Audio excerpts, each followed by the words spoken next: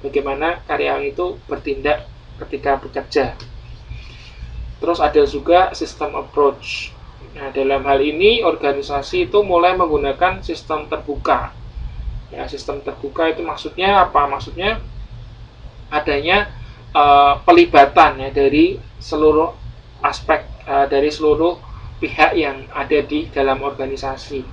Ya, awalnya mungkin dulu sistemnya tertutup. Tertutup maksudnya apa-apa misalnya informasi itu tidak di-share-kan ke semua pihak yang terkait, tapi disembunyikan. Tapi untuk sistem approach ini enggak, jadi mulai ada keterbukaan ya, keterbukaan dari berbagai pihak di dalam organisasi.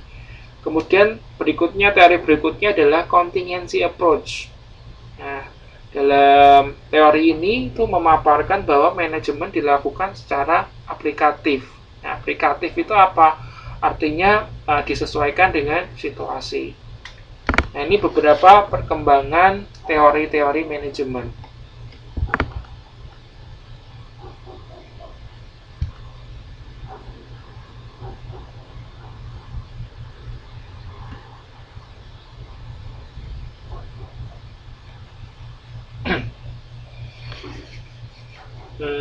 Nah, kita masuk ke bagian B mengenai strategi pemasaran, konsep dan perkembangannya. Nah, ini ada 5 konsep ya menurut Kotler dan Armstrong. Kotler dan Armstrong itu adalah bapak pemasaran, ya, bapak manajemen pemasaran.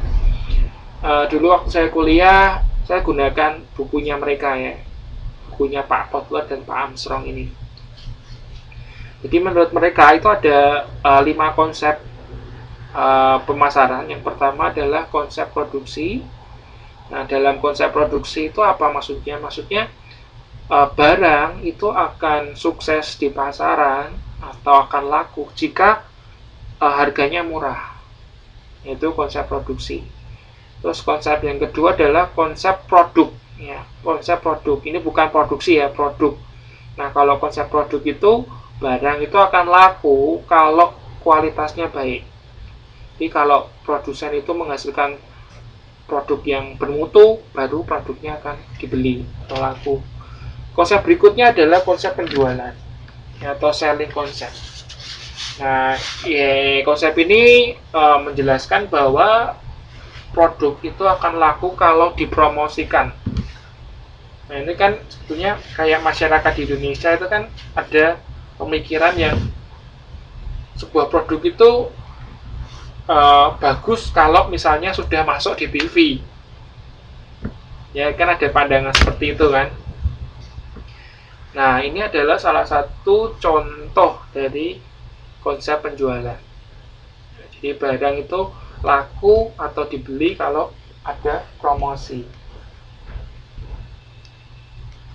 Terus berikutnya konsep pemasaran ya. Konsep pemasaran itu artinya apa? Artinya produk itu akan laku atau akan dibeli kalau produk itu sesuai dengan kebutuhan konsumen. Ya, tadi kalau produk ini memang ya dibutuhin konsumen pasti akan laku. Nah, itu adalah konsep pemasaran. Nah, kemudian ada juga konsep yang paling mutakhir adalah konsep ini pemasaran bernuansa sosial. Jadi produk itu akan menjadi pilihan konsumen jika produk itu mampu memberikan kesejahteraan kepada konsumen. Nah, ini konsep-konsep pemasaran ini juga perlu Anda garis bawahi, Anda beri bintang. Karena apa? Karena ini penting. Selama ini saya ngajar dan selama tes ini selalu keluar. Konsep pemasaran ini selalu keluar. Jadi Anda perlu perhatikan ya. Nah, selain 5 konsep ini ada konsep juga yang mutakhir ya, paling baru lagi, yaitu CRM. Ya, CRM itu singkatan dari Customer Relationship Management. Nah, ini artinya apa? Artinya adalah sebuah konsep pemasaran di mana manajer atau manajer pemasaran itu harus mampu membangun dan mempertahankan hubungan atau relasi dengan konsumennya. Nah, ini konsep yang paling mutakhir menurut Pak Kotler ya. Oke, itu konsepnya.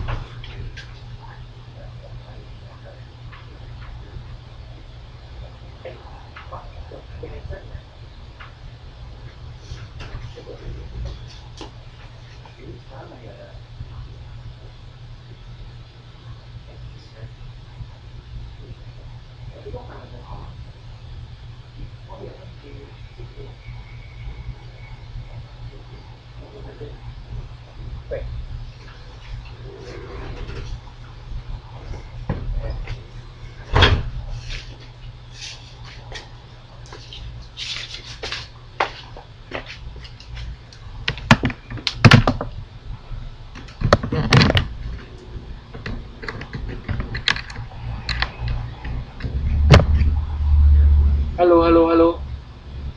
Halo, halo, halo. Halo, halo, halo, halo, halo.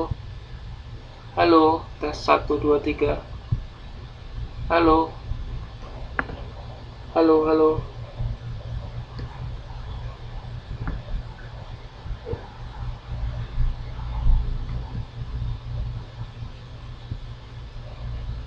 Halo, halo, halo, halo. Halo.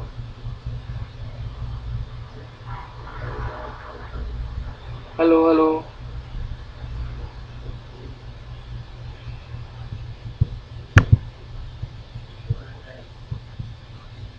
Halo. Halo.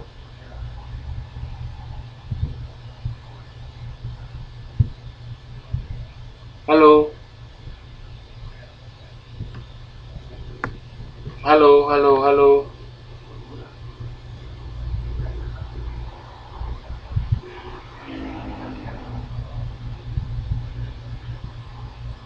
Halo, halo, halo.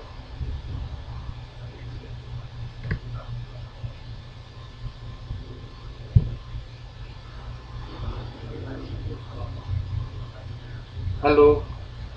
Halo. Halo.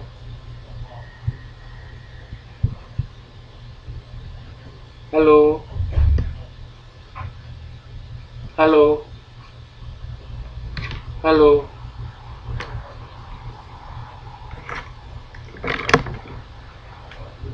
Halo, halo. Halo.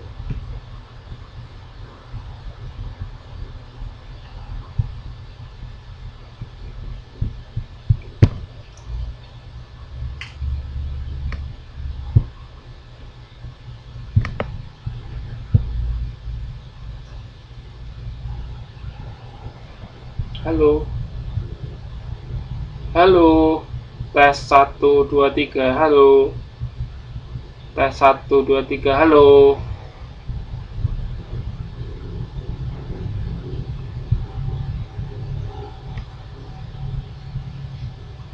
Tes 1 2 3. Halo. Tes tes tes tes tes. Tes tes tes. Tes tes tes. Tes tes tes tes. Tes tes tes tes.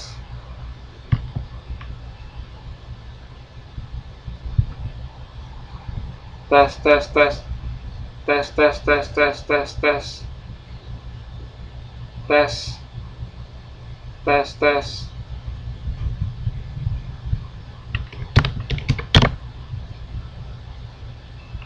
Halo.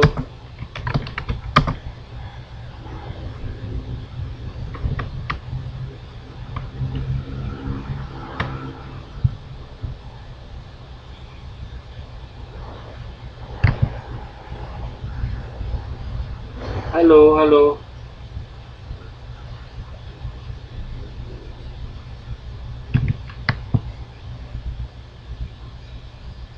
Halo. Halo, halo, halo. Halo. Halo.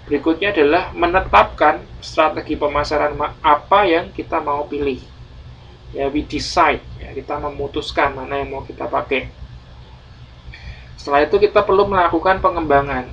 Ya, kita evaluasi, kita implementasikan, kita evaluasi, kemudian kita melakukan pengembangan program.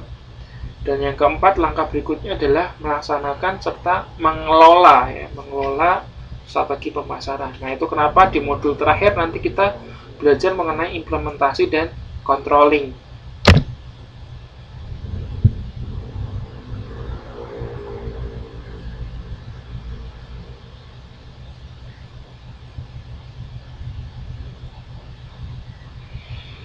Nah, kemudian ada satu strategi yang kita kenal, yaitu strategi pengembangan keunggulan bersaing, atau istilahnya adalah competitive advantage, ya, competitive advantage strategi. Nah, ini ada beberapa keunggulan bersaing nih. Nah, salah satunya menurut tokoh, ya, dia juga seorang tokoh pemasaran, ya, yaitu Amit and Shoemaker. Pada tahun 1993 itu mengusulkan ada paling tidak 8 kriteria terkait dengan keunggulan bersaing. Ya, yang pertama terkait dengan sumber daya alam. Ya, istilahnya complementarity. Kemudian scarcity atau keterbatasan sumber daya. Kemudian sulit diperoleh dari perdagangan, atau istilah lainnya low tradability, sulit ditiru, lama dipakai, sulit digantikan, ada kecocokan, dan kecocokan dengan faktor-faktor strategis industri. Nah, sebetulnya ada beberapa pandangan lain, ya, ada beberapa pandangan lain yang mengupas mengenai keunggulan bersaing. Ya, dalam penjelasan ini saya mengambil satu dari tokoh, yaitu Amit and Shoemaker. Jadi produk itu dikatakan memiliki keunggulan bersaing jika terkait sumber daya alamnya itu terbatas. Jadi nggak semua orang itu bisa mengakses sumber daya alam ini. Ya. Terus misalnya juga terkait dengan durability atau ketahanan. Ketika produk ini tahan lama, itu jadi produk ini dikatakan memiliki keunggulan bersaing. Ya, itu beberapa contoh karakteristik keunggulan bersaing. Ya.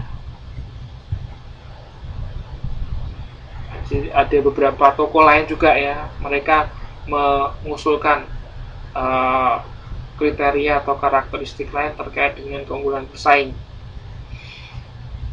Nah, berikutnya adalah ini terakhir nih, ya, slide terakhir nih, mengenai perspektif orientasi pasar. Tadi di awal gitu, ya, di awal sudah saya jelaskan mengenai pengertian dari pemasaran strategik. Ya. Jadi pemasaran strategik itu adalah sebuah proses yang digerakkan oleh pasar, atau istilahnya orientasinya adalah pasar.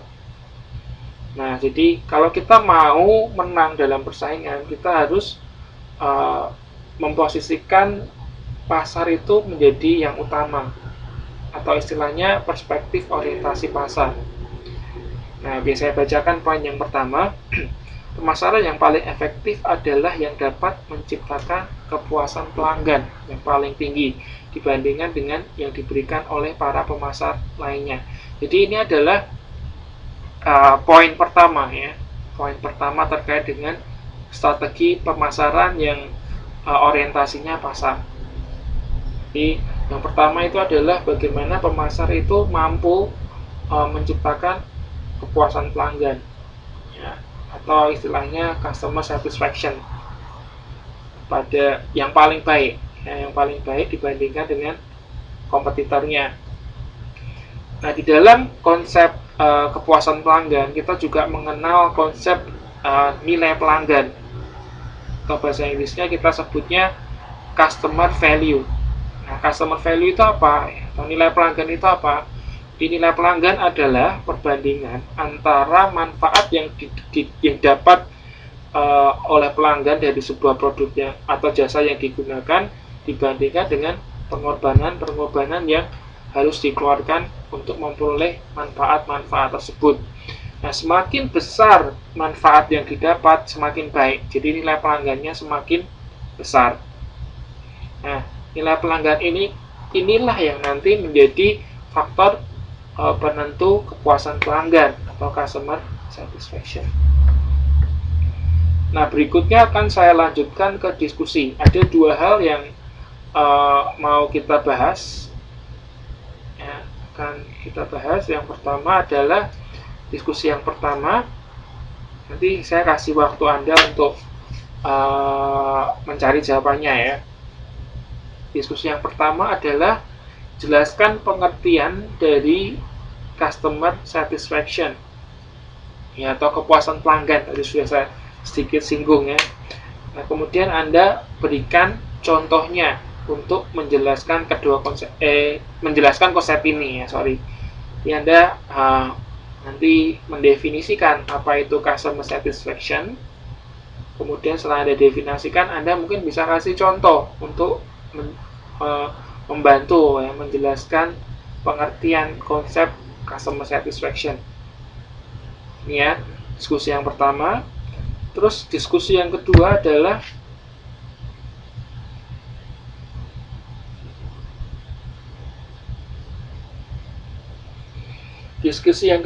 terkait dengan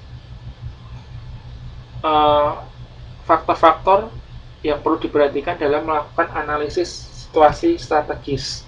Nah, tadi dalam proses atau tahapan membuat strategi bisnis itu adalah melakukan strategi pemasaran itu adalah melakukan analisis situasi strategis. Ya, tadi sudah saya sempat singgung juga ya. Nah, yang perlu Anda diskusikan, yang kita diskusikan adalah Anda menjelaskan faktor-faktor apa sih yang perlu diperhatikan ketika kita melakukan analisis situasi strategis. Secara umum sudah ada dua faktor yang perlu kita perhatikan. Yang pertama adalah faktor internal dan faktor eksternal. Nah, dua hal ini saya akan tinggalkan sebagai diskusi.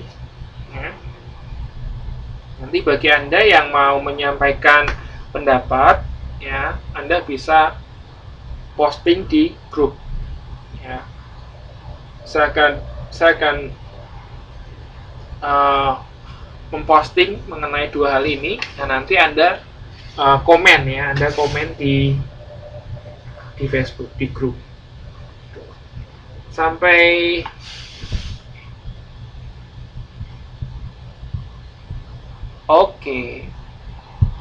di sini ada yang mau ditanyakan nggak? Wah, saya mohon maaf sekali, ini ada terkendala ini ya, suaranya. Sebetulnya saya juga dengerin agak nggak enak, ada kayak suara nying gitu ya, meresek nying gitu juga. Saya nggak tahu yang error ini apanya, headset saya atau jaringannya atau apa.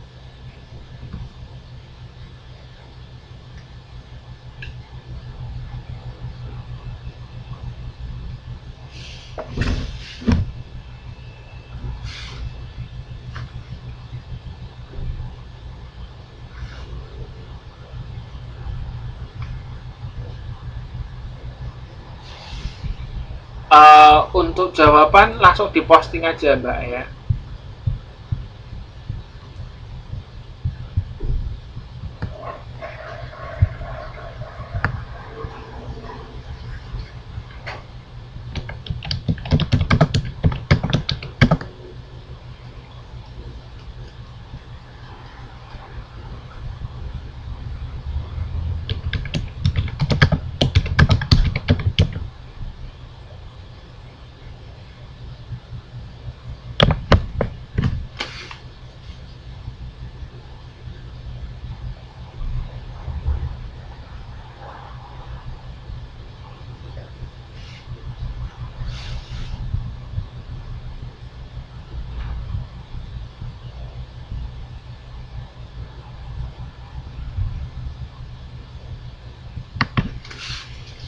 menurut teman-teman di sini lebih enak pakai Wisik atau ini sih? Pakai Wisik lebih jelas ya suaranya ya.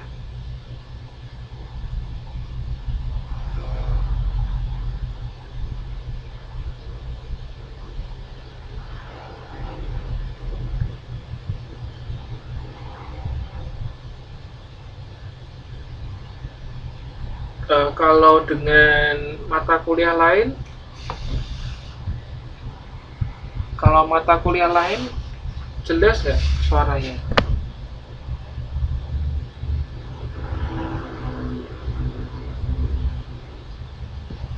Kalau mata kuliah lain jelas nggak suaranya?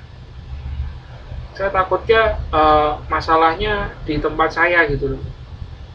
Ini kalau kelas lain nggak ada masalah, berarti kan kemungkinan besar di tempat saya, entah laptopnya, entah jaringannya, entah headsetnya gitu ya.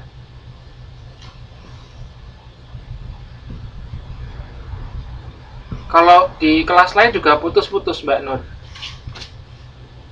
Kalau di kelas lain juga putus-putus atau cuman di kelas saya?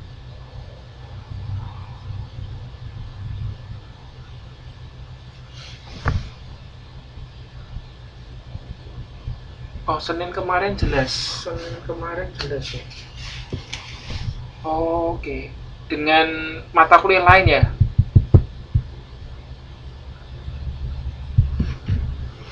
Mata kuliah lain ya?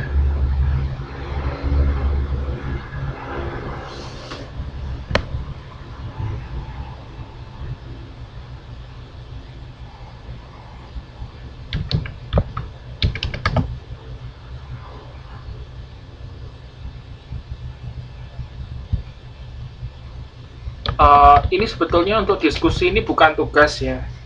Di hadapan saya diskusi ini supaya Anda mencari informasi lebih gitu. Jadi Anda kalau ada pendapat boleh disampaikan, tapi bukan tugas.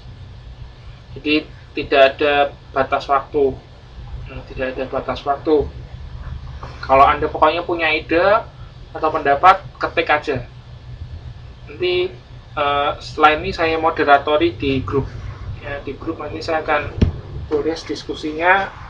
Anda yang punya pendapat apa disampaikan. Oke, jadi kesimpulannya sementara ini kalau di kelas lain oke, kelas saya nggak oke, berarti masalahnya ada di tempat saya ya. Entah jaringannya, entah headsetnya, entah laptopnya. Semoga bisa segera diperbaiki ya. Tidak ada batas waktu Mbak. Pokoknya Anda punya pendapat apa, ketik ya. Anda posting aja di grup. Setelah ini akan saya buat update-nya. Nanti Anda komen di bawahnya.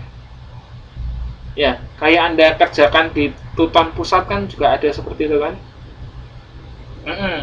Jadi bukan tugas ya, tapi tetap saya kasih nilai. Maksudnya kalau Anda punya pendapat gitu ya, saya hargailah. Masa Anda punya pendapat nggak saya hargai kan gitu kan. Jadi untuk teman-teman nanti yang punya pendapat apa pasti akan saya kasih nilai. Jadi kalau seperti mata kuliah lain juga ya, jadi kan itu ada nilai keaktifan ya. Kalau Anda aktif pasti Anda akan dapat tambahan dibandingkan yang cuman diem-diem aja kan gitu kan. Jadi nanti Anda yang aktif pasti ada tambahan nilai, tapi sebetulnya bukan tugas. Intinya kalau Anda menyampaikan pendapat, Anda akan dapat poin. Kalau nggak menyampaikan ya nggak